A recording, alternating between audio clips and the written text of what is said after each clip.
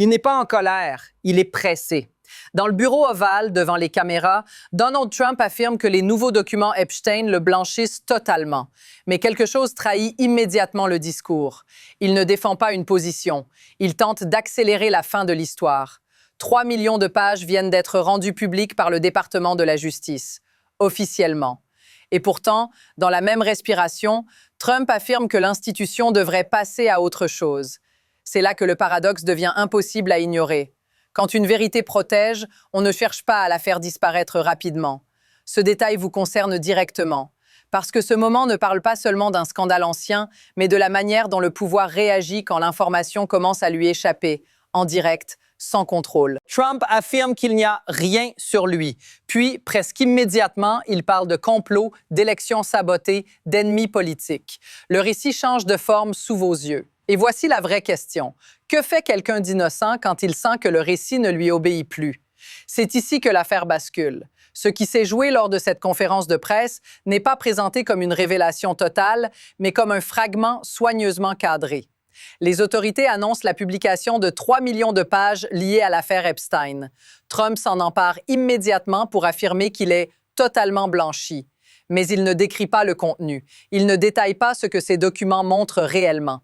Il se contente de déclarer que l'essentiel est terminé. Puis, presque sans transition, il élargit le cadre. Il affirme que cette affaire a été utilisée politiquement, qu'elle viserait surtout d'autres figures et que le temps consacré à Epstein serait désormais une perte d'énergie. Ce glissement est important. On ne parle plus de ce qui a été révélé, mais de ce qui devrait, selon lui, cesser d'exister dans le débat public. C'est là que l'événement cesse d'être isolé. Il s'inscrit dans un schéma plus large. Annoncer une transparence partielle, puis réclamer la clôture immédiate du sujet. 3 millions de pages deviennent ainsi non pas un début, mais un point final imposé. La vraie question n'est donc pas ce qui a été publié. La vraie question est: pourquoi fixer la ligne d'arrivée maintenant? L'affirmation centrale est simple et elle est lourde de conséquences. Trump ne se contente pas de dire qu'il n'est pas impliqué. Il affirme que les documents prouvent son innocence. Mais aussitôt après, il ajoute autre chose. Il explique qu'Epstein aurait conspiré avec un écrivain pour le faire perdre lors de l'élection. Ce détail est factuel dans son discours. Il le dit face aux caméras, dans le bureau ovale, comme si cette explication allait de soi. C'est ici que la logique se tend. Si Epstein était un adversaire politique secret, pourquoi son nom revient-il maintenant, au moment précis où des millions de pages sont rendues publiques? Et surtout, pourquoi introduire cette histoire sans qu'aucune question ne l'exige? Trump insiste aussi sur un point précis. Il répète qu'il n'a rien à voir avec Epstein, qu'il n'est jamais allé sur son île et que d'autres figures seraient bien plus présentes dans les documents. Pourtant, dans la même séquence, il se montre obsédé par le nombre de pages publiées et par l'idée qu'il en manquerait encore. Ce contraste est révélateur. D'un côté, une affirmation de clôture. De l'autre, une reconnaissance implicite que le dossier est incomplet. Et voici ce qui frappe. Il ne cite aucun passage précis pour se défendre, aucun extrait, aucun élément concret, seulement une conclusion générale. Remarquez ce qui manque. Quand quelqu'un est réellement blanchi par des documents, il n'a pas besoin de demander qu'on arrête de regarder. Et à partir de là, la situation commence à s'intensifier. Ce qui suit montre comment la situation s'accélère sans jamais se calmer. Au lieu de répondre point par point, Trump élargit encore le champ. Il parle d'un complot politique, d'un temps où personne ne s'intéressait à Epstein, puis affirme que l'attention actuelle serait artificielle, motivée par des adversaires. Ce déplacement est stratégique. L'affaire n'est plus une question de fait, mais de motivation supposée. Et ce glissement se produit en direct, sans résistance institutionnelle visible. Ce mécanisme n'est pas nouveau. Lorsqu'un scandale devient trop volumineux, on ne le nie plus frontalement, on le noie. On le transforme en bruit politique, on le rend lassant, normalisé. Ce qui était autrefois exceptionnel devient un sujet de fatigue collective. Et regardez la cadence. Conférences de presse, déclarations répétées, publications sur les réseaux sociaux le même jour. L'objectif n'est pas de convaincre, mais de saturer l'espace. Plus il y a de versions, moins il y a de centres. C'est ici que quelque chose bascule, car à force de répéter qu'il n'y a rien à voir, le discours commence à exister indépendamment des documents eux-mêmes. Et quand un récit devient plus important que les faits qu'il prétend clore, l'escalade ne fait que commencer. La deuxième vague de preuves est plus lourde, parce qu'elle ne vient plus seulement de la conférence de presse, elle vient de ce qui se passe juste après. Le même jour, Trump publie une série de messages affirmant qu'il n'était pas ami avec Epstein et que les nouvelles informations montreraient une conspiration contre lui. Il ne se contente pas de nier. Il annonce aussi des poursuites judiciaires contre des humoristes et des commentateurs qu'il associe à Epstein. Un détail frappe immédiatement. Lorsqu'il répond à une question sur une blague évoquant Epstein et son île, Trump utilise spontanément un diminutif, puis corrige son propre langage. Ce n'est pas une accusation, c'est un fait observable à l'écran. Et ce genre de détail n'apparaît pas dans un discours préparé. Il surgit dans la pression. Dans le même temps, il insiste sur le chiffre des 3 millions de pages comme preuve définitive, tout en affirmant que l'affaire devrait être close. Or, cette insistance entre en contradiction avec un autre élément reconnu, l'idée que des volumes importants de documents manquent encore. C'est là que la perception change. Les mots disent « rien à voir ». Les actions disent « urgence »,« défense »,« contre-attaque ».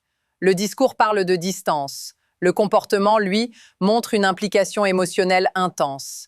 Voici la ligne qui modifie durablement la lecture de cette affaire. On ne peut pas demander la fin d'un scandale tout en se battant contre chaque phrase qu'il génère. Et à partir de ce point, la pression commence à s'accumuler beaucoup plus vite. À ce stade, les événements ne se succèdent plus lentement. Ils s'empilent. Pendant que Trump multiplie les déclarations publiques sur Epstein, d'autres fronts s'ouvrent presque simultanément. Il attaque un élu de son propre camp qui a soutenu une loi sur la transparence des dossiers Epstein. Il remet en avant des alliés dont les noms apparaissent dans ces mêmes documents. Et, dans la même séquence médiatique, il change brutalement de sujet pour lancer des accusations contre le président de la Réserve fédérale, évoquant une enquête criminelle et des soupçons de corruption. La vitesse est le message. Rien n'est approfondi, tout est lancé. Comme si l'objectif n'était plus de convaincre, mais de créer une pression constante, multidirectionnelle, impossible à suivre complètement. L'attention du public est tirée dans tous les sens. Dans ce climat, une chose devient claire. Le pouvoir n'essaie plus de stabiliser la situation. Il essaie de la traverser à toute vitesse, en espérant que rien ne s'impose durablement. Chaque nouvelle déclaration réduit l'espace de contrôle. Chaque attaque ouvre un risque supplémentaire. Et plus le mouvement s'accélère, plus la marge d'erreur disparaît. La question n'est plus de savoir ce qui a déclenché cette spirale. La vraie question est simple et inquiétante. Que se passe-t-il si cette fuite en avant continue? À ce moment précis, l'histoire cesse d'être abstraite. Elle commence à toucher la vie réelle. Parce que pendant que ces déclarations s'enchaînent au sommet, les conséquences descendent.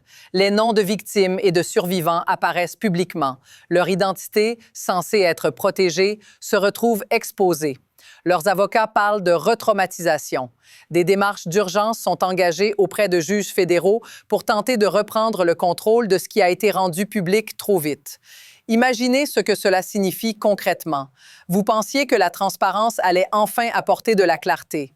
À la place, elle arrive de façon chaotique, brutale, sans garde-fou. Les personnes les plus vulnérables deviennent des dommages collatéraux d'une bataille politique et médiatique. Et pendant ce temps, l'attention se déplace déjà ailleurs, vers de nouvelles accusations, de nouveaux conflits, de nouvelles polémiques.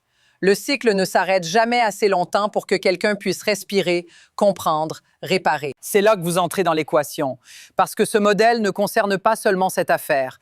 Il définit ce que vous pouvez attendre la prochaine fois qu'un dossier sensible éclate au grand jour.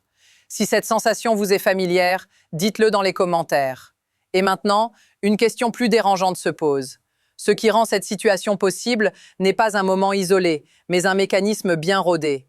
La transparence n'est pas utilisée pour éclairer, elle est utilisée pour saturer. Publier massivement, rapidement, sans structure claire, crée l'illusion d'une ouverture tout en rendant l'analyse presque impossible. L'information devient un choc, pas un outil. Dans ce système, le pouvoir ne contrôle pas chaque détail, il contrôle le rythme. En lançant plusieurs récits à la fois, il empêche toute narration unique de s'imposer. L'attention du public est fragmentée, puis épuisée. Et quand l'attention s'épuise, la responsabilité se dissout. Il y a aussi un autre levier, la peur de rater quelque chose. Chaque jour apporte une nouvelle déclaration, une nouvelle attaque, un nouveau front. Vous êtes incité à suivre, à réagir, à commenter, mais rarement à digérer. Le spectacle remplace la compréhension. Ce n'est pas du chaos, c'est un modèle où la vitesse protège plus efficacement que le silence, où l'excès d'information devient une forme de défense. Et une fois que ce mécanisme est enclenché, il ne s'arrête pas de lui-même. Il avance jusqu'à rencontrer une limite. La question est de savoir laquelle. À partir d'ici, deux trajectoires commencent à se dessiner et aucune n'est stable. La première est celle de l'essoufflement. Le flot d'informations continue, les controverses s'empilent et l'attention collective finit par se déplacer. Non pas parce que tout a été compris, mais parce que trop de récits concurrents empêchent une conclusion claire. Dans ce scénario, rien n'est vraiment réglé. Le sujet se dilue, puis disparaît temporairement, sans résolution. La seconde trajectoire est plus risquée. Les fragments laissés derrière eux commencent à se connecter. Les documents manquants deviennent une question centrale. Les contradictions répétées attirent davantage de regards. Ce qui devait être clos revient sous une autre forme, plus structurée, plus difficile à détourner. Et cette fois, le rythme n'est plus contrôlé par une seule voix. Ce qui rend ce moment instable, c'est que les deux dynamiques peuvent coexister. Le bruit augmente pendant que la pression monte en silence. Rien n'explose encore, mais tout se met en place. Et c'est précisément dans ces périodes intermédiaires que les décisions les plus lourdes sont prises, parce que le prochain mouvement ne sera pas improvisé. Il est déjà en train de se former. Au final, cette histoire ne parle pas seulement de documents, ni même d'un scandale ancien. Elle parle d'un moment précis où le pouvoir tente de décider quand une histoire doit se terminer. Pas parce qu'elle est comprise, mais parce qu'elle devient dangereuse à contrôler. 3 millions de pages ne ferment rien à elles seules. Elles ouvrent une dynamique. Et plus quelqu'un insiste pour dire que tout est réglé, plus il révèle que le récit lui échappe encore.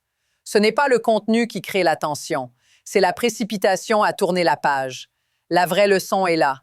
Dans les systèmes de pouvoir, ce qui compte n'est pas toujours ce qui est révélé, mais le moment où l'on exige le silence. Et si cette affaire vous a donné l'impression que quelque chose d'inachevé est déjà en mouvement, ce n'est pas un hasard. Pour continuer à suivre ce qui vient ensuite, abonnez-vous, parce que cette histoire n'a pas encore dit son dernier mot.